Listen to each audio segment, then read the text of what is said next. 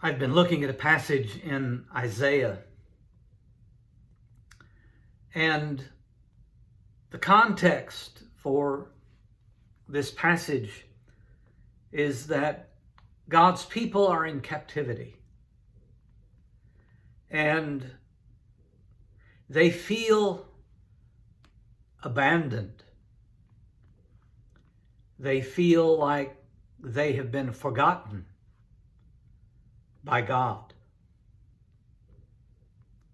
They feel isolated. They feel like God has forgotten about them because they've had no contact with Him. They've had no correspondence with Him. He has not visited them. There have been no meals left at the door. They feel isolated. And they want that to come to an end. They want to hear from God. And they want Him to do something about this isolation. And so in Isaiah chapter 64, the prophet says, "Oh, that you would rend the heavens and come down, that the mountains might quake at your presence." And so it's a plea here for God to make Himself known and to come down from wherever He is. And He says that the mountains might quake at your presence. And He's not talking there literally about mountains.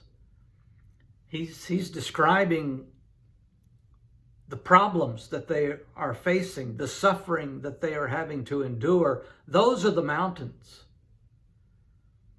And he's saying that, God, if you'll just come down, then our problems will disappear. Our problems will be dealt with because of your presence. And again, this is from Isaiah. And he's asking for God to come down. And of course, several hundred years later, God will do just that in the body, the person of His Son, Jesus Christ. And when Jesus came to this earth and God came down,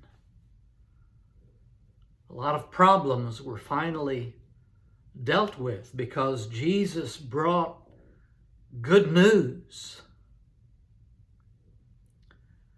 Well, you and I might be in a situation where we would really like to see God come down and take care of this, come down and fix this.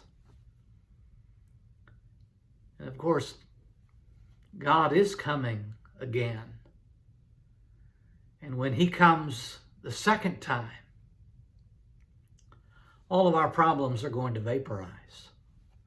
All of our problems will be over. Because when He comes down the second time, not only will the mountains quake, they will dissolve, and every knee will bow, and every tongue will confess that Jesus is Lord.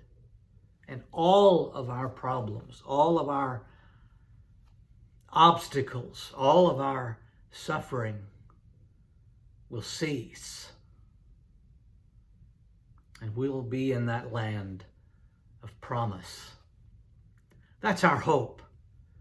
That's the hope that we live for in Jesus Christ as Christians, as believers. And so we look forward to that day. We are in this period that many refer to today in the religious world as the days of Advent. It's the days that look forward to His coming. And certainly that characterizes us as His people.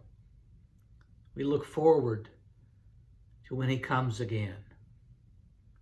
And all of our problems will be over. Hope you have a great day.